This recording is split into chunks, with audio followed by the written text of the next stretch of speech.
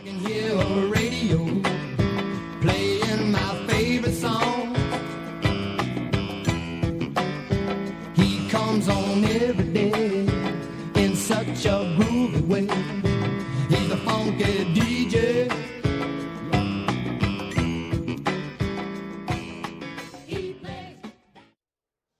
Et bonjour tout le monde. Comment ça va? Aujourd'hui, on va faire de l'étalonnage sur DaVinci Resolve. Je vais vous montrer, j'ai un petit clip là qu'on va étalonner ensemble. Je vais vous montrer grosso modo comment je travaille moi, même si ma méthode c'est pas forcément la meilleure, celle qui fonctionne pour moi, et je pense que c'est important d'être conscient des choses obligatoires à faire pour faire un bon étalonnage. Donc on va voir ça ensemble. Alors j'ai préparé un petit clip. Voilà, quelques secondes. Je sais même plus ce que c'est. On change pour avoir... Ah oui, c'est un chien au ralenti. Voilà, j'ai filmé ça l'été dernier. Je vous le montre. Voilà. Ça a été filmé en log. S-Log 3 de Sony, pour être précis. Et donc on va étalonner ce truc-là. Quand vous arrivez pour la première fois sur la page d'étalonnage, vous arrivez sur une interface qui ressemble à ça. Je vais vous montrer grosso modo les différentes fenêtres qu'il faut connaître. Et ensuite, on va aller dans l'étalonnage. Donc, DaVinci Resolve, il y a des fenêtres qui sont affichables et désaffichables, et il y a des fenêtres qui sont toujours présentes. Selon les onglets, ça varie. Donc je vais désafficher toutes les fenêtres que je peux désafficher. Tout se trouve en haut, là il y a des petits onglets à gauche et à droite, là en surbrillance. Dès qu'on le grise, ça veut dire qu'on désaffiche quelque chose. Donc les fenêtres les plus importantes, ça va être bien sûr la fenêtre de prévisualisation, ça va être la fenêtre de nœud, parce que DaVinci Resolve fonctionne par nœud, et vous allez voir qu'en fait c'est hyper cool que ça fonctionne par nœud. Et en bas, on a tous nos outils, quoi. Alors ça va être des roues de colorimétrie. Là, on a plusieurs trucs. Alors voilà, il y a plusieurs trucs qu'on peut sélectionner. Par exemple, les courbes. Voilà, ça c'est présent sur Photoshop. Quand on veut rajouter du contraste, on met des courbes en S. Vous devez connaître certainement. Et à droite, alors là j'ai les keyframes d'afficher, mais surtout, ce qui va être surtout important, ça va être les scopes. Voilà. Là, vous voyez pas les scopes. Attendez, je vous le montre. Voilà, ici on va avoir les scopes qui s'appellent parade, on va avoir les waveforms, on va avoir vector scope, encore un histogramme, on va avoir l'espace de colorimétrie. Voilà, bon, tout ça on va rentrer dans le détail après. Quand on veut faire de l'étalonnage sur DaVinci Resolve, il y a le workflow par nœud, comme ça fonctionne par nœud, est quand même extrêmement intéressant. Pourquoi? Parce qu'il est non destructif. Il est non destructif et il est modulable à loisir en fait.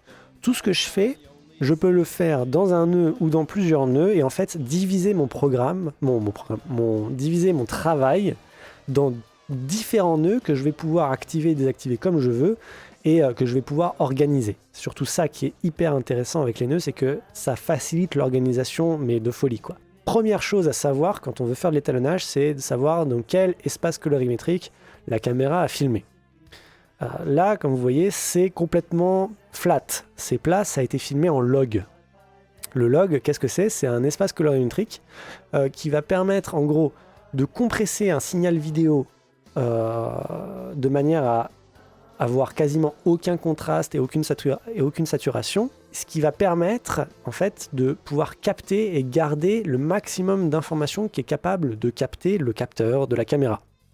Donc c'est pour ça que par exemple sur mon scope, là je le mets en grand, là c'est ce qu'on appelle une parade.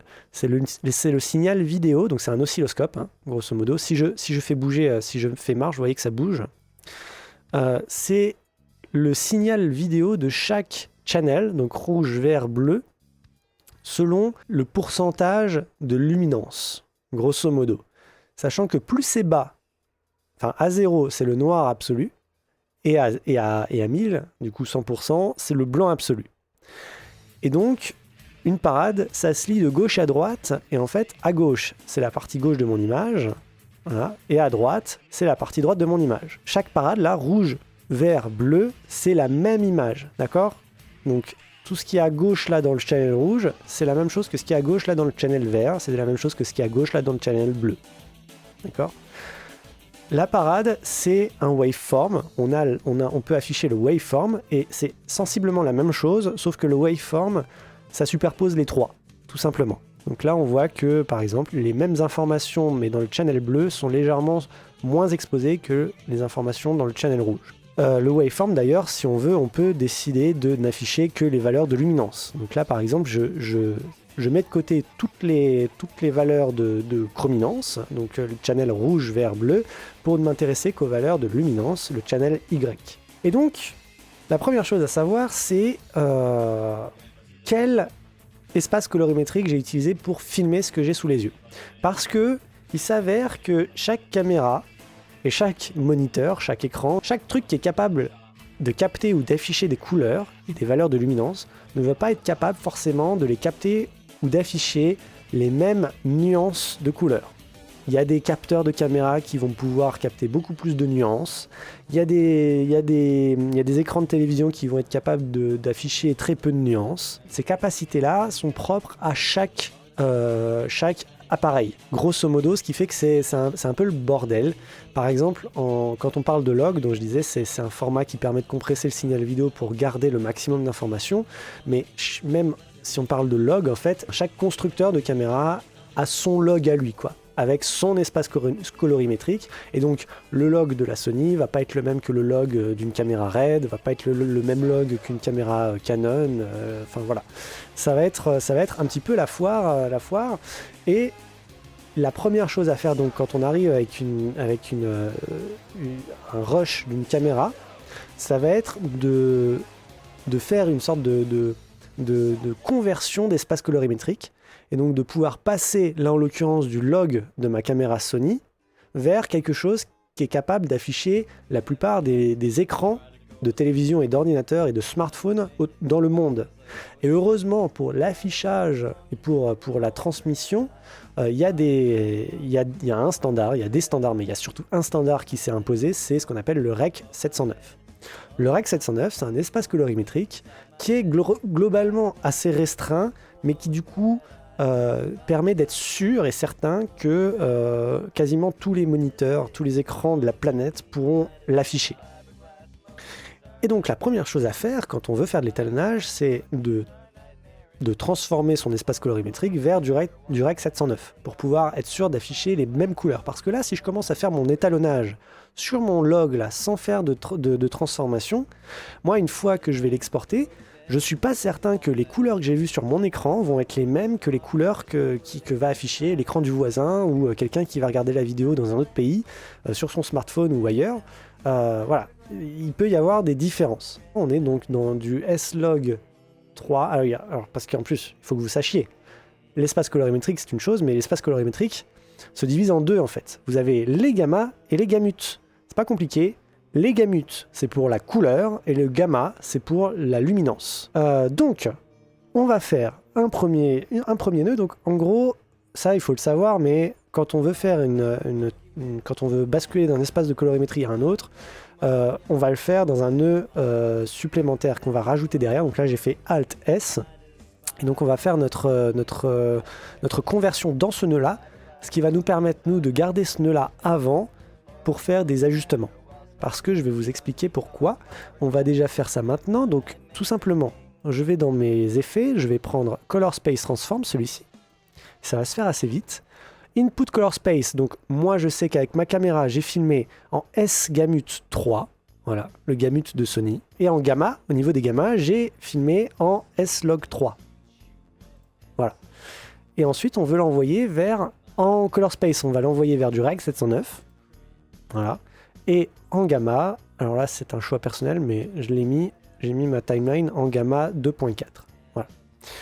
Et comme vous le voyez, mon image est dégueulasse. Pourquoi ? Parce que au moment de filmer, j'ai exposé mon image pour profiter au mieux du log. Il faut savoir que quand on filme avec du log, on l'expose pas du tout comme si on filmait avec une image déjà en REC 709. En gros, le log, il va être assez peu performant dans les basses lumières. Disons qu'il va bruiter énormément dans les basses lumières. Et donc, ce qu'on veut faire, nous, c'est l'exposer le maximum possible à la limite du clipping dans les hautes lumières, du cramage de l'image, sans cramer l'image bien évidemment, pour avoir le moins d'informations possible dans les basses lumières. Quand on filme en log, l'idée c'est pas d'avoir une image bien balancée au moment de filmer, d'accord ? C'est d'avoir un signal vidéo le plus exploitable possible. Et sachant que ce qui est dans les basses lumières, donc je vais remettre mes scopes en grand, tout ce qui est ici en dessous de 50% de luminosité serait très bruité. L'idée ce serait de mettre le maximum d'informations dans les hautes lumières, donc dans la surexposition. Et je vais vous montrer, je vais juste désactiver ce que j'ai fait. Voilà, donc c'est exactement ce qui s'est passé là. Vous voyez que au moment de filmer, j'étais largement surexposé. J'ai quasiment j'ai juste aucune basse lumière. Mes basses lumières sont dans les mid-tones, donc dans les 50% de luminosité. Sinon, quasiment tout le reste de l'image se trouve dans les hautes lumières. Et ça, c'est un log bien exposé, parce que ça va nous permettre d'avoir le moins d'informations bruitées possible. Il va être toujours possible de redescendre ce qui est trop surexposé. Quand on va descendre ce qui est surexposé, ça va atténuer le bruit. Par contre, si on devait remonter ce qui est sous-exposé pour récupérer de la lumière, là par contre ça amplifierait le bruit. Donc l'idée c'est vraiment de surexposer le maximum possible sans rien cramer de l'image pour avoir le plus de signal vidéo exploitable, tout simplement. C'est pour ça que quand là on passe dans un format Rec 709, l'image est complètement cramée. Là elle est complètement surexposée, mais c'est pas grave, parce que l'information elle est présente, l'information elle est dans le log, donc on va pouvoir la récupérer. Donc ce que je vais faire, et c'est pour ça que j'ai laissé un petit nœud juste avant, c'est que là je vais faire ma correction primaire. Un étalonnage peut se diviser en 3 grosses parties. On a la correction primaire, la correction secondaire et le look qu'on va donner. En correction primaire, l'idée c'est de récupérer une image la mieux balancée possible. C'est-à-dire que on va éviter de trop la saturer, on va éviter de mettre trop de contraste dès le début. Quand on va faire notre balance des blancs, on va essayer de faire la balance des blancs la plus neutre possible. L'idée, c'est d'avoir l'image la plus exploitable possible. D'accord ? Ça, c'est la correction colorimétrique primaire. Après, en correction colorimétrique secondaire, là, on va faire des retouches plus ponctuelles dans l'image. Si on veut par exemple un peu plus saturer quelque chose qui se trouve en arrière-plan, je sais pas, ou récupérer une teinte de peau correcte par exemple. Peu importe, hein, on peut rajouter un filtre dégradé pour assombrir un ciel ou j'en sais rien. Ce genre de choses, c'est ce qui va rentrer dans la correction colorimétrique secondaire et on va faire ça après. Et en troisième instance, on va donner vraiment un look à notre image. Et là, c'est créatif. Là, on peut vraiment faire ce qu'on veut. Il n'y a pas de souci. Là, on va se concentrer, en tout cas aujourd'hui, sur la correction colorimétrique primaire. On va essayer de récupérer le maximum d'informations de notre log pour avoir une image potable. Donc ce qu'on a fait déjà, c'est qu'on l'a passé dans un format Rec 709, c'est très bien. Maintenant, on va récupérer ce qui est cramé et ce qui ne va pas. Donc, moi, je conseille, on pourrait tout faire dans le même nœud. Hein. J'ai qu'un nœud ici, on pourrait faire tout dans le même nœud. Mais pour rester organisé, moi, ce que je conseille, c'est vraiment de diviser au plus possible son travail. Donc, ce qu'on va faire déjà, c'est travailler la luminosité, ensuite le contraste, ensuite on va voir la saturation, et à la toute fin, on va faire la balance des blancs. C'est important déjà de travailler d'abord la luminosité et après la couleur, parce que la luminosité, elle va vraiment... ça va être la base, quoi. La luminosité et le contraste d'une image, c'est la base, et ensuite, on voit la couleur. Donc allons-y. Donc dans ce premier nœud qui est ici, je vais d'abord faire la luminosité. Et ensuite, dans un nœud secondaire, dans un nœud suivant, je ferai le contraste. Donc je vais le renommer, pour rester organisé, je vais l'appeler Luma. Et donc, Luma, qu'est-ce qu'on va faire ? Tout simplement, on va se servir des courbes qui sont là. Donc, je vais sélectionner uniquement le petit Y qui est ici, qui est le channel des valeurs de luminance. Ça va pas changer grand-chose, mais ça sert à rien de changer les valeurs qui sont dans le channel rouge, vert ou bleu. On va rester dans les channels de luminance. Ce que je conseille, c'est quand on veut travailler la lumière, c'est de passer l'image en noir et blanc. Parce que comme ça, on va juste pas être distrait par la couleur, tout simplement. Donc ce que je fais là, je passe la saturation à 0% ici, et on va commencer à rajouter, à rebalancer notre image. Donc on va ramener nos basses lumières vers les basses lumières, sans clipper au-delà du 0%, parce que ça sert à rien, et on va voir nos hautes lumières. Alors nos hautes lumières, là, elles sont déjà pas mal prononcées, on va baisser au niveau des gammas, donc simplement... Voilà, et l'idée c'est de trouver une bonne balance de luminosité. On ne cherche pas à faire le contraste là, hein, c'est important. Il faut simplement donner une bonne lumière à notre image. Voilà. Et ça, franchement, c'est plutôt pas mal. Je vais faire les contrastes maintenant, même si en vrai, c'est déjà pas mal contrasté. Mais je vais quand même rajouter un node, donc je fais Alt S, voilà. Je rajoute un node que je vais appeler contraste, tout simplement. Tac, et là-dedans, on va faire les contrastes, mais en vrai, je pense pas en avoir... Ah, ça clip un peu, là. Donc je retourne dans les Luma. C'est pour ça que travailler par nœud, c'est hyper cool, et c'est bien que ce soit non destructif, parce que là, par exemple, je vois qu'il y a un problème dans mon image, je peux revenir dans mon nœud précédent et l'arranger sans rien avoir cassé. Donc là, en l'occurrence, je trouve que j'ai un petit peu trop monté les hautes lumières. Et en vrai, j'aurais dû les baisser et pas les monter. Donc voilà. Donc on voit, là je me repère uniquement au scope. Je les mets en gros pour vous montrer, mais voilà. Ça c'est mon signal vidéo, donc, et je voyais que cette partie-là de mon image allait au-delà du 100%. Donc ça veut dire que c'était clippé, que c'était cramé. Donc mon idée c'était de rebaisser au niveau de mes hautes lumières, comme vous voyez, je le fais devant vous, mais en gros voilà, là je peux baisser mes hautes lumières de manière à récupérer le maximum d'informations. Donc là, en fait, je pense que c'est pas mal. Voilà. Là, c'est une image, ma foi, plutôt correctement bien exposée. On est ni cramé, ni sous ex. C'est peut-être un petit peu bouché dans les noirs, donc je vais peut-être remonter un peu les noirs. Voilà, très légèrement. Et puis aussi, c'est important, quand on fait de l'étalonnage, en tout cas quand on fait les corrections primaires, de pas trop pousser les potards. Là, ce qu'on veut, c'est vraiment faire des changements très très légers. Et en termes de contraste, en vrai, je vais rien changer parce que c'est déjà plutôt pas mal. Peut-être un tout petit peu, encore une fois, très léger, mais vraiment très léger. Là, c'est déjà trop en vrai. Voilà, juste ça, pas plus. Là, en l'occurrence, je vois que j'ai rien de cramé, j'ai rien de bouché sur mes scopes. Il n'y a rien qui clippe ni en haut ni en bas. Donc en vrai, au niveau de la luminosité et du contraste, c'est plutôt pas mal. Franchement, c'est plutôt pas mal. On va remettre la saturation à 50%. Et voilà. On a notre image. Alors je peux faire un avant-après. Donc ça, c'est l'image de base. Je la mets en grand.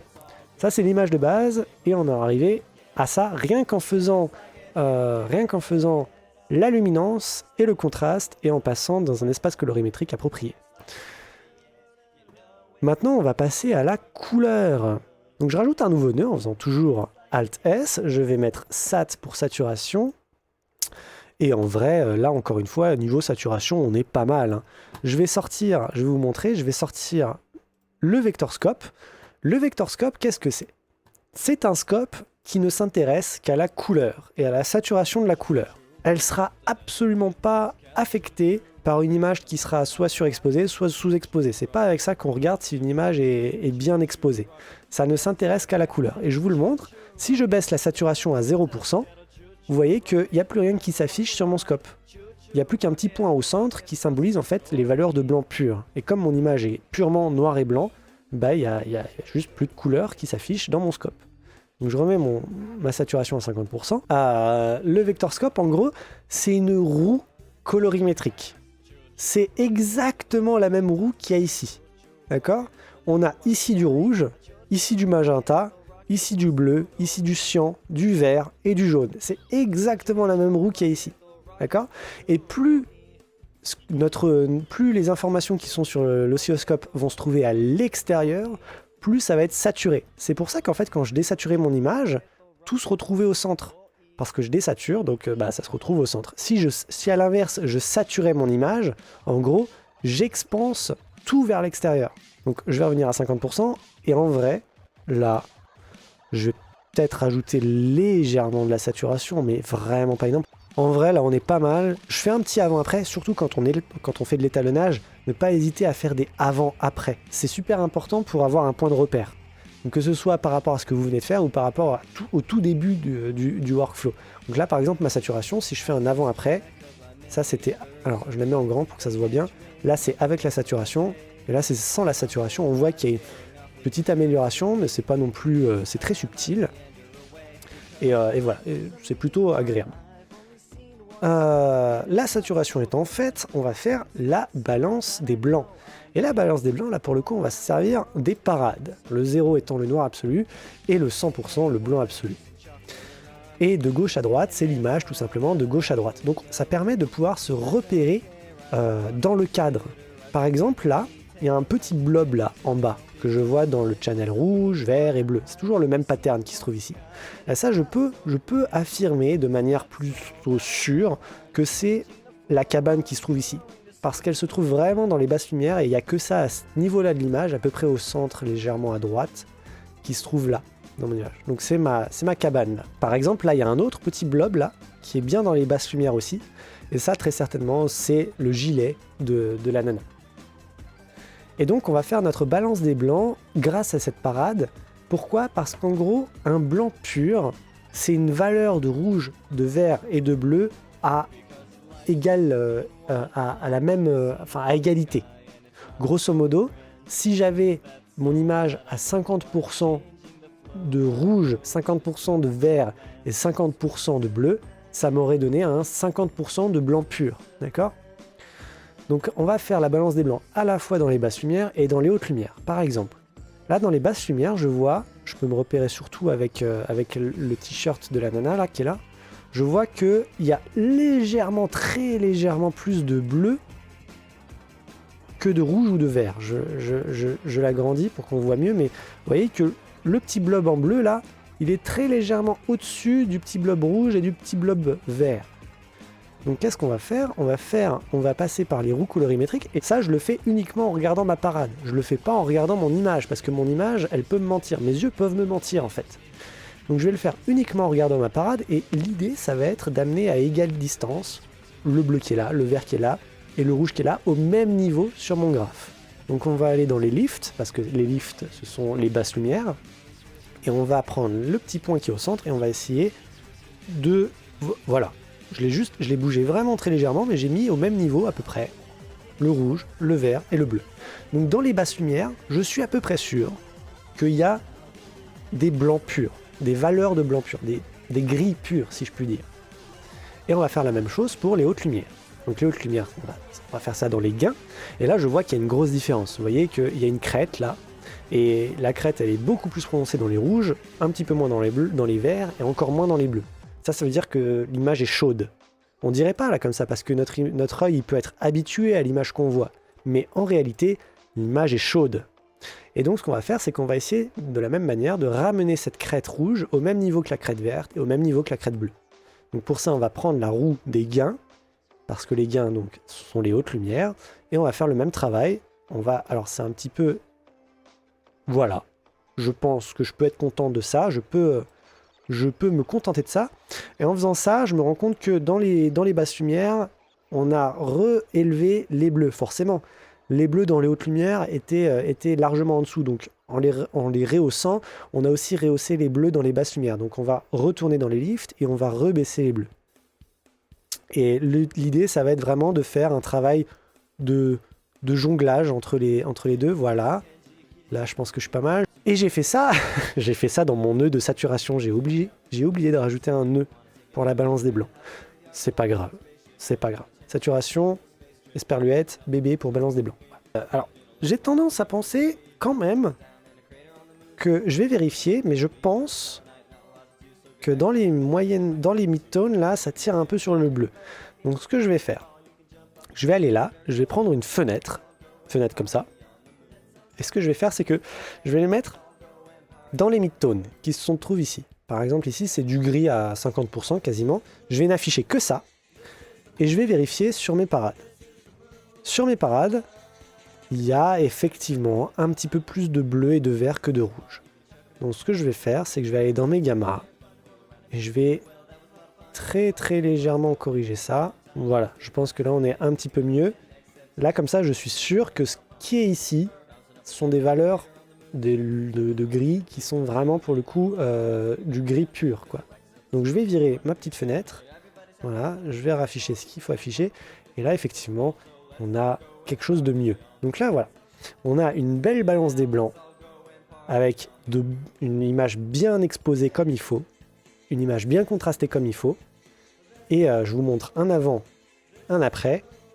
Et en vrai, on pourrait s'arrêter là. Voilà, on a fait notre correction colorimétrique primaire. On est passé d'une image log qu'on a transformée en image rec 709. On a fait les ajustements de lumière, de contraste et de couleur. Puis voilà. Si on fait du reportage, si on fait des trucs qui ne sont pas demandeurs d'un look particulier, on peut carrément s'arrêter là, il n'y a aucun souci.